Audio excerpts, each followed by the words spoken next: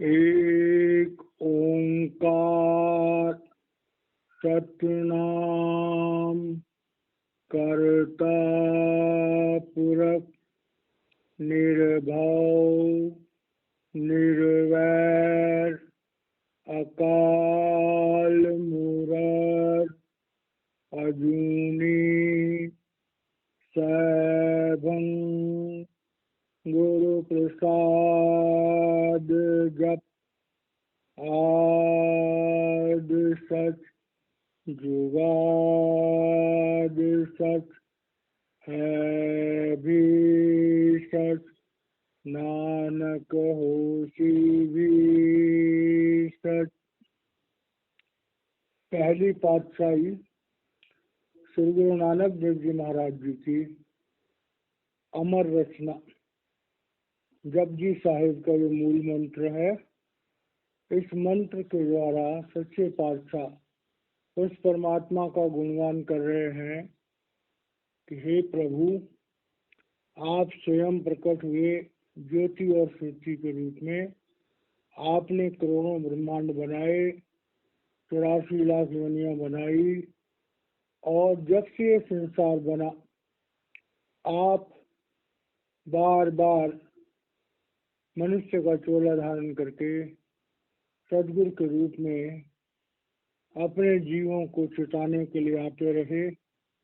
आज भी आप संसार में किसी न किसी मनुष्य चोले में काम कर रहे हो, और जब तक ये संसार रहेगा आप अपने जीवों के उद्धार के लिए पृथ्वी पर मनुष्य का चोला धारण करके आते रहोगे।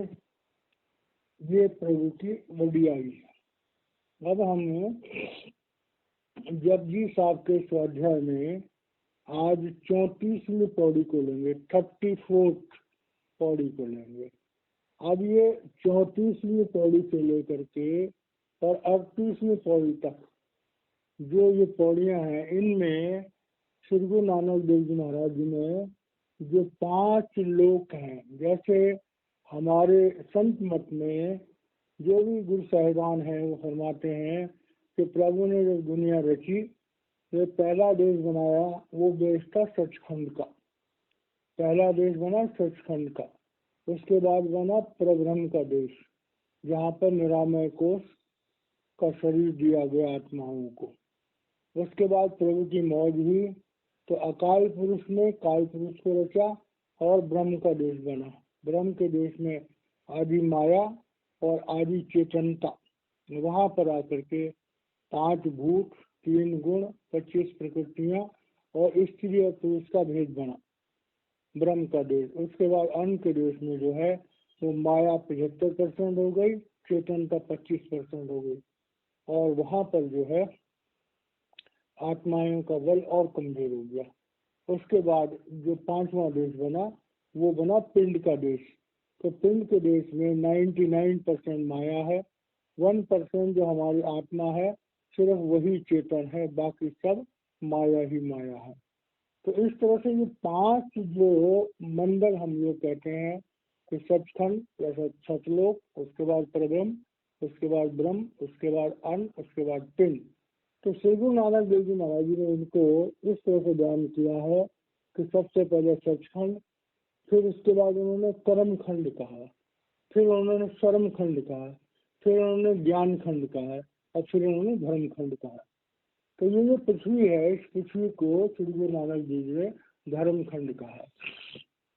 अब धर्म की जब हम बात करते हैं तो धर्म कहते हैं धारण करने को। जिस चीज को हम धारण करते हैं, जिस चीज पर हम विश्वास करते हैं, वही हमारा धर्म बनता है। अब इस पौड़ी को हम इस दृष्टिकोण से समझने का प्रयास करते हैं। रात्रि रुचि तिथि वार पवन पानी अग्नि पाताल, केशवे के धरती थाप रखी धर्मशाल, केशवे के जीव जुगत के रंग, तिनके नाम अनेक अनंत, कर्मी कर्मी होए सच्चा आप सचा दरबार, तिथे सोहन पंच परवान, नगरी करम पवै निशान, कच पकाई ओठे पाई, नानक गैया जापे जाई। अब देखिए, इस बात को हमें समझना हो तो जो प्रभु की दुनिया है, सचखंड में आत्माएं और परमात्मा दोनों एक रूप में है। वहाँ आत्माओं का और परमात्माओं का आपस में कोई भेद नहीं है। उसके बाद प्रभम के देश में परमात्मा और आत्मा में एक निरामय कोश है, तो परमात्मा और आत्मा में थोड़ी सी दूरी बनी है। उसके बाद ब्रह्म का देश आया तो वहाँ एक भ्रम पैदा हो गया कि स्त्री पुरुष बन गए और 5 भूत बन गए, 3 गुण बन गए, वहाँ भेद पैदा हो गया। फिर उसके बाद में अन्न का देश आया, वहाँ पर और ज़्यादा भेद पैदा हो गए। और ये पिंड का जो देश है, आज जीव जो है वो बहुत बुरी तरह भ्रमित है। उसे न अपनी आत्मा के बारे में कुछ पता, न परमात्मा के बारे में कुछ पता। तो श्री गुरु नानक देव जी महाराज कह रहे हैं कि परमात्मा ने जब सृष्टि का विस्तार किया तो ब्रह्म में और अन्न में जो आत्माएं हैं वो सूक्ष्म रूप में है, शब्द और प्रकाश रूप में है। वहां पर जो रचना है उसमें स्थूल कुछ नहीं है, वहां पर रचनाएं सूक्ष्म रचनाएं, अति सूक्ष्म, उनको हम इन आंखों से देख नहीं सकते। तो इस तरह से कह रहे हैं कि जब इस पृथ्वी का काल भगवान ने अकाल पुरुष से मदद मांग करके जब इस पृथ्वी लोक का, जब इस भौतिक जगत का, जब इस पिंडी देश का निर्माण किया तो यहाँ पर जीवों को बसाने के लिए उन्होंने रात्रि ऋतु तिथिवार, तो उन्होंने क्या किया कि रात और दिन बना दिए। अब रात और दिन बना दिए तो ये इसका भेद भी आज हम लोग जानते हैं। साइंस कहती है कि जब पृथ्वी जो है वो सूर्य के चारों तरफ चक्कर काटती है तो जो हिस्सा सूर्य की तरफ होता है वो दिन होता है, जो हिस्सा उसके पीछे की तरफ होता है वो रात होती है। तो सूर्य के चारों तरफ पृथ्वी चक्कर काट रही है तो रात और दिन का जो सिस्टम है वो अपने आप बनता जा रहा है। रोज रात होती है, रोज दिन होता है। ऋतु कहते हैं ऋतुएं। अब ऋतुएं प्रभु ने बनाई, 6 ऋतुएं होती हैं अलग अलग, हम सब जानते हैं। गर्मी गर्म ग्रीष्म ऋतु होती है, उसके बाद सर्दी की ऋतु होती है, उसके बाद बसंत ऋतु होती है। इस तरह से 6 ऋतुएं होती हैं जिनमें मौसम का अलग अलग तरह से हिसाब होता है। उसके बाद तिथि, अब जैसे महीना होता है तो महीने में 30 तिथि होती है। तो समय को जो है इस ढंग से डिवाइड कर दिया कि इंसान एक जीवन को साधारण तौर से जी सके। उसके बाद वार हो गए। अब जैसे हम आज देखते हैं कि हम लोग जानते हैं 7 वार है, रविवार, सोमवार, मंगलवार, बुधवार, बृहस्पतिवार, शुक्रवार और शनिवार, फिर रविवार। तो 7 दिन में समय को जो है वो 7 दिन में बांध दिया गया। और उसके बाद 30 दिन में 7 दिन का समझ लो एक सप्ताह हो गया, 24 घंटे का एक दिन हो गया। उसके बाद 30 दिन में एक महीना हो गया। फिर उसके बाद में अगर 12 महीने में 6 ऋतुएं हैं तो 2 महीने में एक ऋतु बदल गई और कभी रात हो गई कभी दिन हो गई। पवन, पानी, अग्नि, पाताल।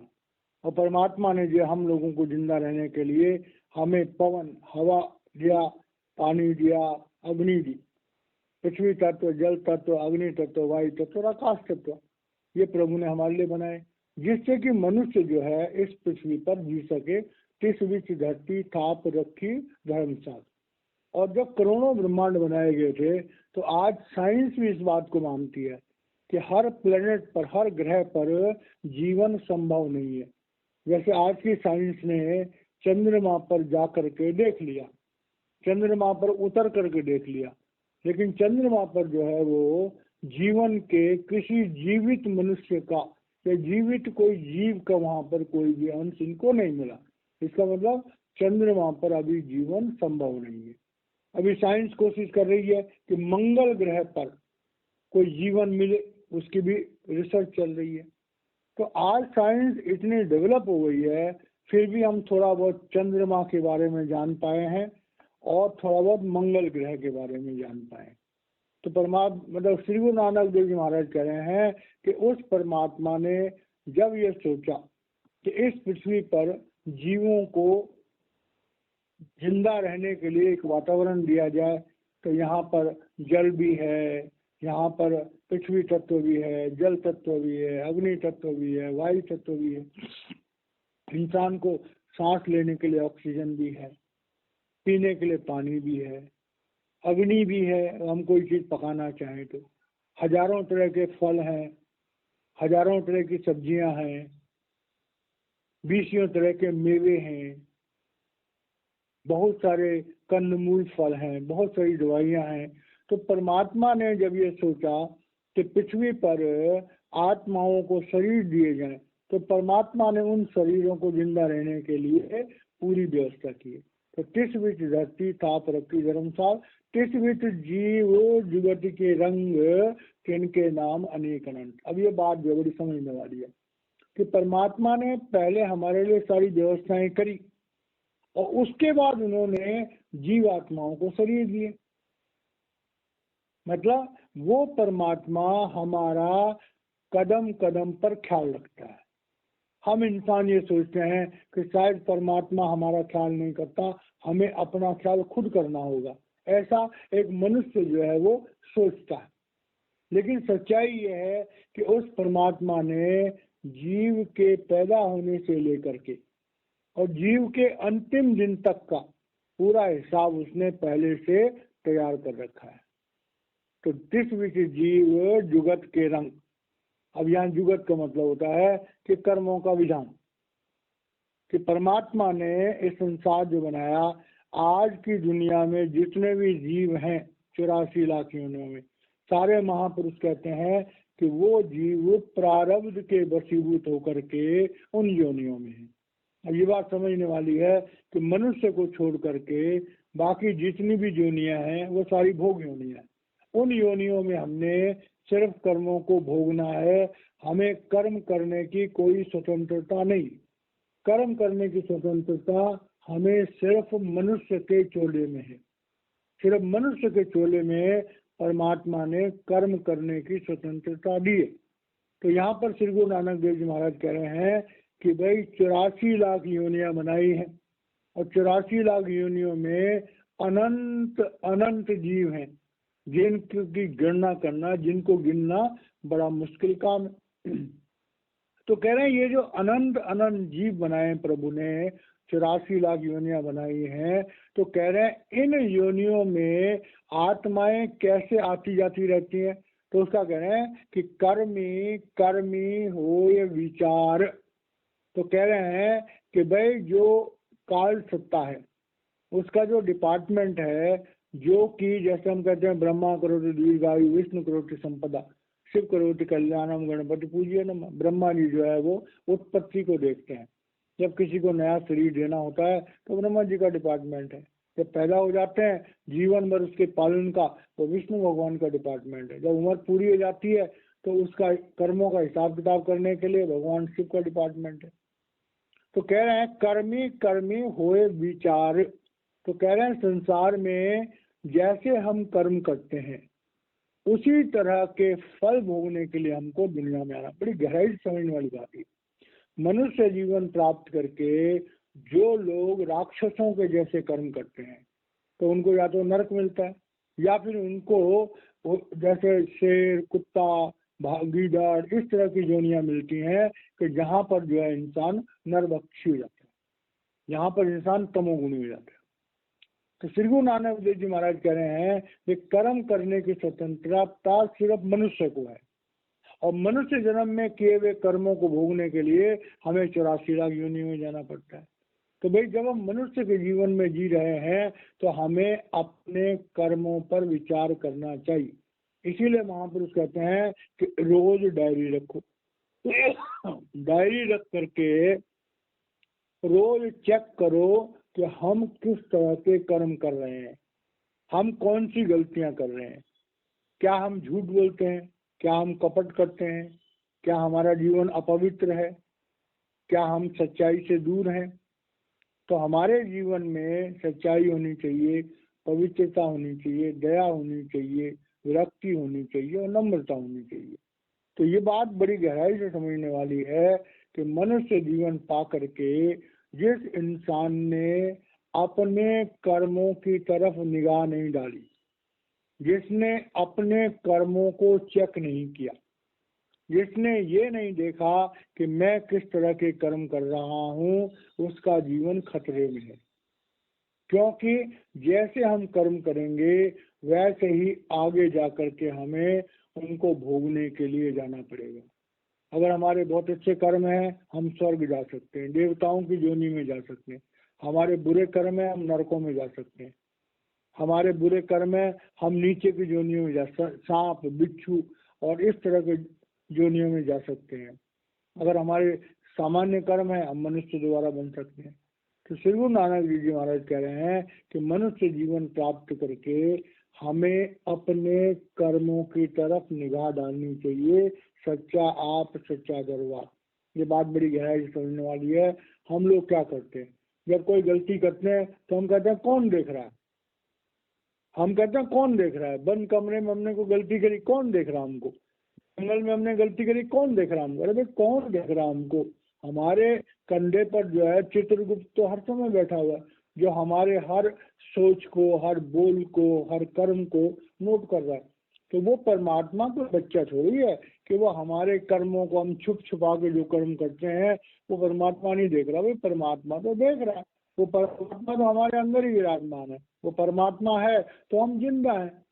तो जब वो शक्ति जो हमें जिंदा रख रही है, वो शक्ति जो हमसे काम करवा रही है, तो वो शक्ति स्वयं परमात्मा की है। जब वो परमात्मा ही हमारे अंदर बैठा हुआ काम कर रहा है तो भला क्या हम उस परमात्मा से कुछ छुपा सकते हैं? जो स्वयं हमारे शरीर में बैठ के काम कर रहा है, हम उस परमात्मा से भी बातें छुपाना चाहते हैं। तो कितनी बड़ी नासमझी। सच्चा आप और सच्चा दरबार कह रहे हैं वो परमात्मा जो है वो सच्चाई को पसंद करता है, और परमात्मा हमारे कर्मों का जो है वो सच्चाई से हिसाब किताब करता है। परमात्मा के दरबार में कोई रिश्वत नहीं चलती, परमात्मा के दरबार में कोई सिफारिश नहीं चलती। जैसे हमारे कर्म होंगे बिल्कुल 100% हमारे कर्मों के मुताबिक ही हमको फल मिलेगा। इस लाइन से हर इंसान को, जो भाई बहन सत्संग सुन रहे हैं, उन्हें अपनी निगाह अपने कर्मों की तरफ रखनी चाहिए। दुनिया में क्या होता है, हम दूसरों की बुराइयों को चुन चुन करके देखते हैं, नोट करते हैं, लेकिन हम अपनी बुराइयों को नहीं देखते, हम अपनी अच्छाइयों को देखते हैं। जैसे एक संत ने कहा कि बुरा जो देखन मैं गया, बुरा न देखा कोई, जो दिल ढूंढा आपना, तो मुझसे बुरा ना कोई। तो इस तरह से जो है ये संत महात्मा होते हैं, वो अपनी बुराइयों की तरफ जो है ज्यादा ध्यान करते हैं, दूसरों की नहीं। और जो साधारण इंसान होते हैं वो दूसरों की बुराइयों को चेक करते हैं और अपनी बुराइयों को भूल जाते हैं, चेक ही नहीं करते। तो इस शब्द के माध्यम से जो बात हमारी समझ में आ रही है, श्री गुरु नानक देव जी महाराज कह रहे हैं कि मनुष्य होने के नाते हमें अपने कर्मों का बड़ी गहराई से, बड़े स्ट्रिक्ट तरीके से अपने कर्मों का लेखा जोखा रखना चाहिए। हमारे पास एक डायरी होनी चाहिए। हमसे जो गलतियां होती हैं हमें उनको जरूर नोट करना चाहिए। जो भाई बहन रोज रात को अपनी गलतियों को नोट करते हैं वो अपनी गलतियों को अगले दिन सुधार सकते हैं, लेकिन जो भाई बहन अपनी गलतियों को नोट नहीं करते हैं उन्हें पता ही नहीं होता मैं कौन सी गलतियां कर रहा हूँ। और हम जो है अपनी गलतियों की तरफ ध्यान जब नहीं जाता है तो हम बार बार उन गलतियों को करते हैं, और हर गलती के साथ हमारा जो व्यक्तित्व है वो बिगड़ता चला जाता है। और एक दिन ऐसा आता है कि हम अच्छे से बुरे इंसान बन जाते हैं, लेकिन हमें पता ही नहीं होता कि हम बुरे इंसान। जब लोग हमें बताते हैं कि तुम्हारे अंदर ये बुराइयां हैं तब हमें झटका लगता है। तो श्री गुरु नानक देव जी महाराज कह रहे हैं मनुष्य होने के नाते हमारा सबसे पहला फर्ज है कि हम अपनी तरफ निगाह डालें, अपने कर्मों पर निगाह डालें, अपनी सोच पर निगाह डालें, अपने बोल पर निगाह डालें। हम देखें कि हमारे मन में कैसे विचार उठ रहे हैं। अगर गंदे हैं उनको त्यागें। हमारे मुंह से कैसे लफ्ज निकल रहे हैं, अगर बुरे हैं उनको त्यागें। हमारी इंद्रियां किस तरफ जा रही हैं, अगर वो गलत हैं तो उनको रोकें। तो इस तरह से कह रहे हैं कि भाई कर्मों पर विचार करना बहुत जरूरी काम है। अब कह रहे हैं चित्ते सोहन पंच प्रवाण नगरी कर्मी पवे निशान। अब यहाँ पर ये बड़ी गहराई से बात कर रहे हैं कि सोहन पंच प्रवाण। अब सोहन पंच प्रवाण में आता है कि पहला पंच प्रवाण तो ये प्रभु ने हमें 5 देश दिए, सचखंड, प्रब्रह्म, ब्रह्म, अंड और पिंड का। दूसरे 5 हो गए कि प्रभु ने हमें 5 भूत दिए, पृथ्वी तत्व, जल तत्व, अग्नि तत्व, वायु तत्व, आकाश तत्व। उसके बाद वे प्रभु ने हमें 5 प्राण दिए, अपान प्राण, समान प्राण, प्राण, उदान और ज्ञान। उसके बाद प्रभु ने हमें 5 चक्र दिए, मूल चक्र, इंद्र चक्र, नाभि चक्र, हृदय चक्र, कंठ चक्र। तो इस तरह से जो है हमें इस 5 और 5 ही नाम हमें मिलते हैं जब गुरु धारण करते हैं। तो इन 5 तत्वों को 5 चक्रों में 5 नामों के द्वारा हम न्यूट्रलाइज करते हैं। तो कहा चित्ते सोहन पंच प्रवाण नगरी कर्म पवे निशान। और हम प्रभु के इस प्रपंच से मतलब कि प्रभु के इन 5 भूतों से, असली तो 5 भूत हैं, तो 5 भूत हैं तो 5 चक्र हैं, पृथ्वी तत्व, जल तत्व, अग्नि तत्व, वायु तत्व, आकाश तत्व। इनसे अगर हमें पीछा छूटना है तो नगरी कर्म, हमें किसी महापुरुष की नजरों का कर्म चाहिए। बिना किसी महापुरुष की कृपा के हम प्रकृति के जाल से मुक्त नहीं हो सकते, हम काल के जाल से मुक्त नहीं हो सकते। जो हमारे लिए कैद खाना काल ने तैयार किया है, काल भगवान ने, हम उस कैद खाने से कभी निकल नहीं सकते। नगरी कर्म पवे निशान। जब किसी सच्चे महापुरुष की नजर हमारे ऊपर पड़ती है, जब वो हमारे पर कर्म करता है, जब वो हमारे पर दया करता है, जब वो हमारे को इस प्रपंच से छुड़ाना चाहता है, तभी हमारा भला होता है। और हम सब लोग जानते हैं, बार बार सत्संग में आया है, एक सच्चा गुरु जब हमें मिलता है तो सबसे पहले हमारे संचित कर्मों का नाश करता है, हमें अपनी शक्ति से उधर प्रकाश से जोड़ता है। तो उसके बाद हम मनुष्य जन्म से नीचे नहीं जाते हैं, फिर अपने जपे हुए नाम को हमारे अंदर प्रवेश करता है और हमारे आज्ञा चक्र पर अपने नूरी स्वरूप को टिका देता है और पल पल हमारे साथ रहता है। बिना टका पैसे का चौकीदार जो है वो 24 घंटे हमारे साथ रहता है और हमारी रक्षा करता है। तो श्री गुरु नानक देव जी महाराज कह रहे हैं कि भाई पुरुष और प्रकृति से जीव बना। वो परमात्मा की शक्ति जब 5 भूतों में, प्रकृति में आकर के समा गई तो जीव बन गया। अब अगर हमें वापस अपने घर निर्जर सत्संग जाना है तो हमें प्रकृति के 5 भूतों से अपनी आत्मा को छुड़ाना होगा। अब वो तभी पॉसिबल है कि जब किसी महापुरुष की नजर, तेरी निगाह का अदना करिश्मा है दर्शन, नजर से पर्दे आलम उठा दिए। जब किसी महापुरुष की हमारे पर कृपा होती है तभी हम प्रकृति के माया के इस जाल से छूट पाते हैं। कच्छ पकाई उठ पाई नानक गैया जापे जाए।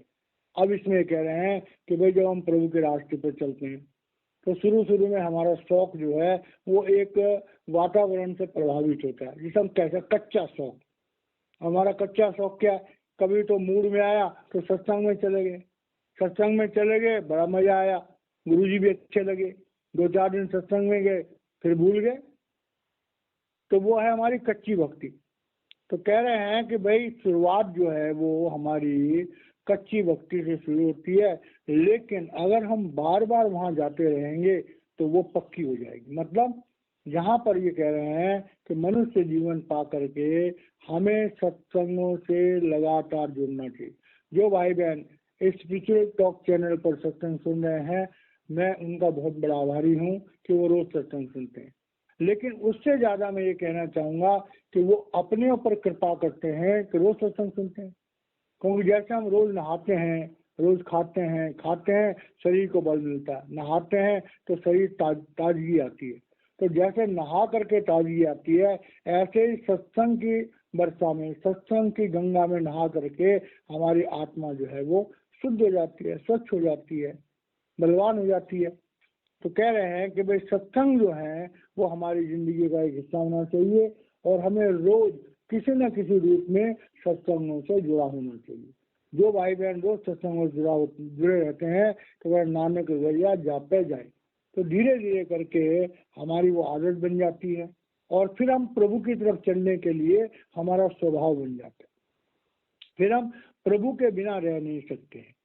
तो भक्ति का रास्ता जो है वो शुरुआत में शौक से शुरू होता है और शौक धीरे धीरे करके हमारी आदत बन जाता है और धीरे धीरे जब हम गुरु के संपर्क में आते हैं, थोड़ा बहुत हमें तजुर्बा होता है, तो फिर हमारा प्रभु के लिए एक खास प्यार बन जाता है। या यूं को कि गुरु हमें अपना प्यार देते हैं और हमारा गुरु से प्रेम हो जाता है, और जब गुरु से प्रेम होता है तो गुरु हमें प्रभु से जोड़ देता है।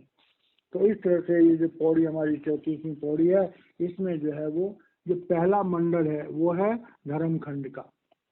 धर्मखंड का ये पिंड का देश जो है, इसे श्री गुरु नानक देव जी महाराज धर्मखंड कह रहे हैं। तो धर्मखंड का यही धर्म है कि हमें एक सच्चे सदगुरु से नाम ले करके और उस विद्या को जानना चाहिए, जिस विद्या को जानने के बाद हम अपनी आत्मा को जीते जी जो है मन इंद्रियों से अलग करके और प्रभु के उस नूर के साथ, प्रभु के उस शब्द के साथ, प्रभु के उस प्रकाश के साथ जुड़ सकें, ऐसा हमें रोज प्रयास करना चाहिए। और यही मनुष्य जीवन का एक सबसे बड़ा उद्देश्य है।